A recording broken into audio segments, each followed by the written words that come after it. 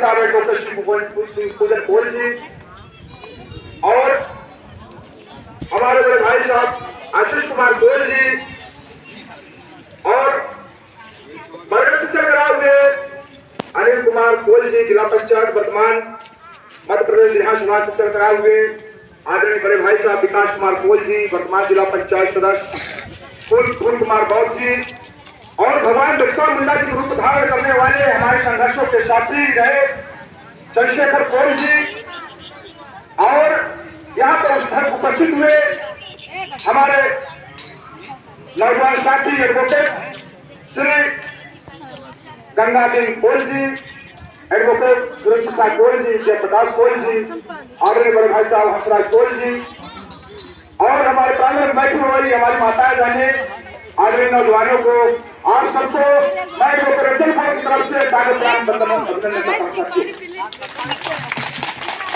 साथियों, ये जो जनजातीय यात्रा है आज पूरे उत्तर प्रदेश में जो आग लगी है साथियों, वास्तविक इसको जलाए रखना है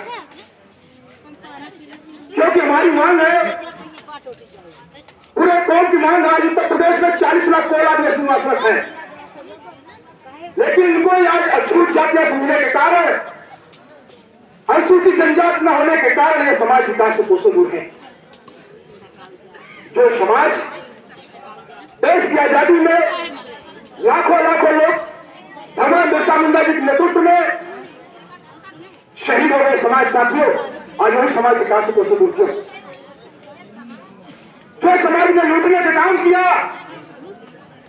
आज वही समाज गांव से लेकर सदन तक राज कर रहा है। क्या बात है साथियों,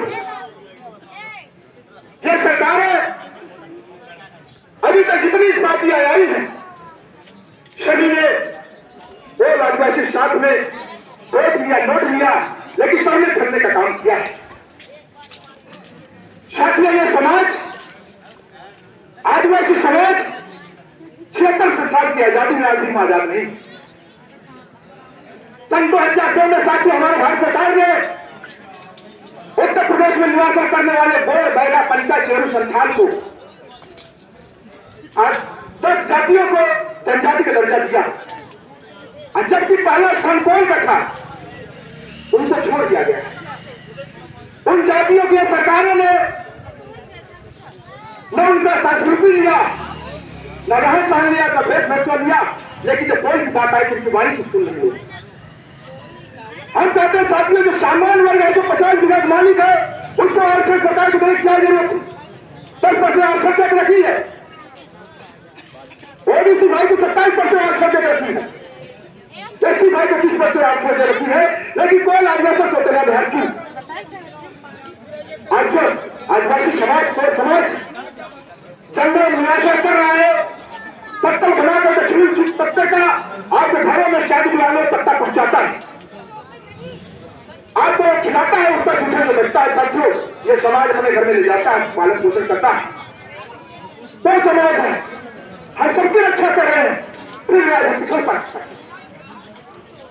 मैं कहते हैं साथियों, मैं आपको बताना करना चाहता हूं, जो जंगलों की बात हो रही है, 1898 में जब हमारा देश आजाद नहीं हुआ, अंग्रेज 7 देशों में राज कर रहे थे हमारा देश, अंग्रेजों का दिन था उसमें 12 साल अम्बेडकर नहीं आए। तो साथियों, जब अंग्रेज भारत में आते हैं तो साथियों जब यहाँ पे उन्होंने जमीनों पर कब्जा किया तो आपका ही नेतृत्व में, भगवान बिरसा मुंडा के नेतृत्व में बड़ा आंदोलन हुआ साथियों।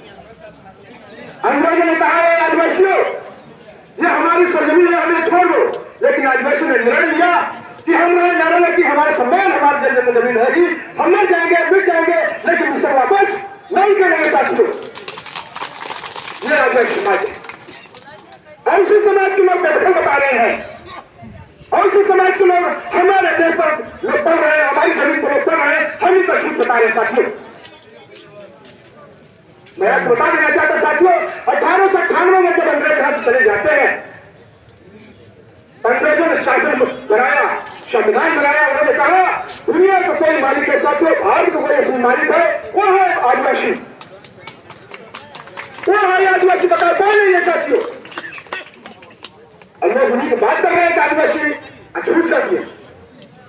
ये समाज से लेकर जंतर मंतर तक, सदन तक आपका पहाड़ बनाया, घर बना, मकान बना, बिल्डिंग बना, खटिया मचिया सारा चीज ये आटा चक्की बनाकर आपको दे दिया, लेकिन सीधा कुछ ये कैसे विभाग साथियों।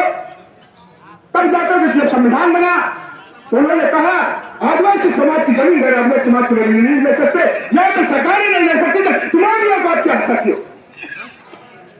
जब अंग्रेजों ने दे दिया, आप क्या है, कुछ नहीं, अपन हाथ अधिकार जानिए साथियों। तब उस समय संविधान नहीं आया था, चला गया था संविधान। आज जो हम जंगलों की रक्षा कर रहे हैं, हम ही रक्षा करें, सारे लोग सांस ले रहे हैं उससे, हमें देखभाल करनी चाहिए। आप तैयार रखिए, अपनी टीम तैयार रखिए, अपनी फौज तैयार करने रखिए साथियों। अगर हम अकेले नहीं लड़ सकते, हम 10 काम लोग इस तरह खड़ा होकर हम जन जंगल करा लड़ेंगे, नहीं तो सूची जंगल करा लड़ेंगे साथियों। लड़ने तैयार तैयार बताइए, आप बताइए। धन्यवाद। नीचे हाथ करने साथियों। अभी हमारे वकील साहब सुप्रीम कोर्ट ने बताया कि हमने 10 दिन पहले यात्रा की है शुरुआती साल तक, और साथियों ने पूरे प्रदेश में मैं खा इसी बात में साथ चलिए साथियों। अगर ये इस तरह से कार्य चलता रहेगा साथियों, तो मैं जो अभी लड़ाई हम स्टेशन पर जो है रेलवे ट्रैफिक को जाम करेंगे। आपने तैयार है नहीं तैयार है बताइए। जब तक जनजाति ने मुझसे वापस नहीं बना सकेंगे, अगर सरकार सभी को 10% आरक्षण दे सकती है, ओबीसी 27% आरक्षण दे सकती है, या सी 35% आरक्षण दे सकती है, तो कौन आएगा सोचेगा बहसों इनको विशेष दर्जा मिलना चाहिए। हम किराए पर नहीं जाना चाहते साथियों, हम साझी खेती नहीं करना चाहते हैं, हम हट के रहना चाहते हैं। सरकार हमारी यही मांग है साथियों, चाहे 2% मिले, चाहे 3% मिले, हमको अनुसूचित जनजाति दर्जा मिलना चाहिए। तीसरा हम लोग लड़ाई लड़ेंगे साथियों। साथियों ये समय बीतता जाएगा, खाते पीते हमारी सारी जिंदगी बीत जाएगी साहब। इनको जागरूक कौन करें, इनको कौन बताएगा, अपने हक अधिकार जानिए। सिर्फ आप गांव में चर्चा करें जनजाति की लड़ाई लड़के साथियों। यही मध्य प्रदेश सटल हुआ हमारा राज्य मध्य प्रदेश झारखंड। एक भाई हमारा उधर रहता है तो उसको जनजाति का दर्जा है, एक भाई हमारे इधर रहता है उसको एससी का दर्जा है। हमारी बहू बेटी मध्य प्रदेश में जाती उसका जाति हमारा तो नहीं बनता।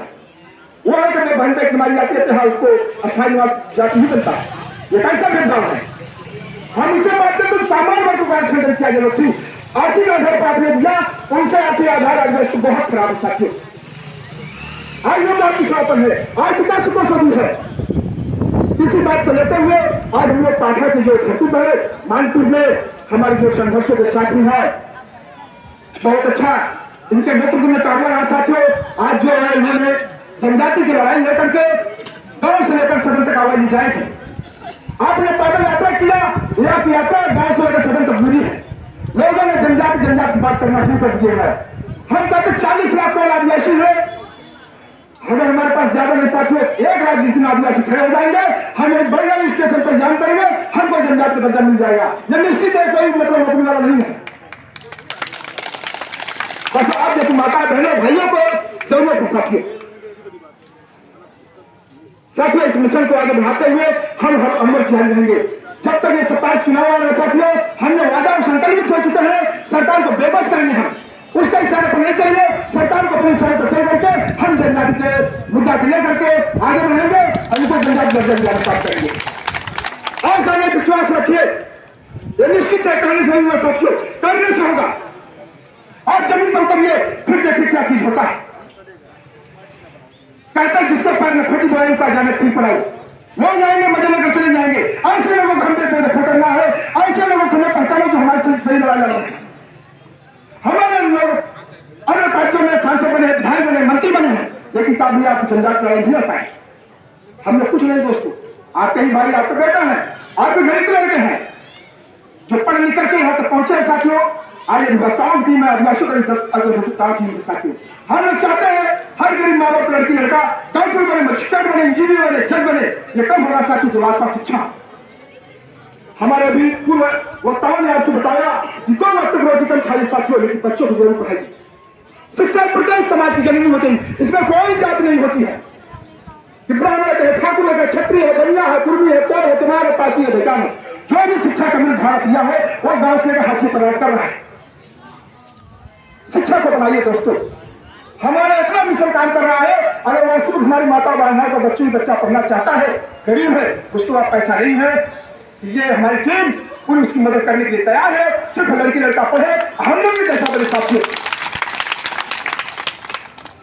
हम अपनी बातों को ज्यादा न रखते हुए जो कभी और हमारे वक्त है साथियों, और हम अपनी बातों को जाते जाते यही कहेंगे, नारा लगाएंगे और जनजाति के मुद्दे को पेश करेंगे।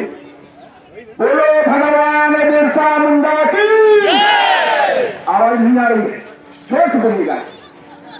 बोलो भगवान बिरसा मुंडा की।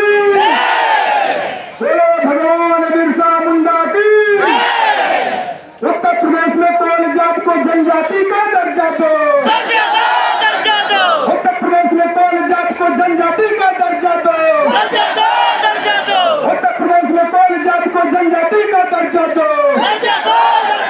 बहुत बहुत धन्यवाद साथियों, आप सभी को हमारी तरफ से सादर जोहार।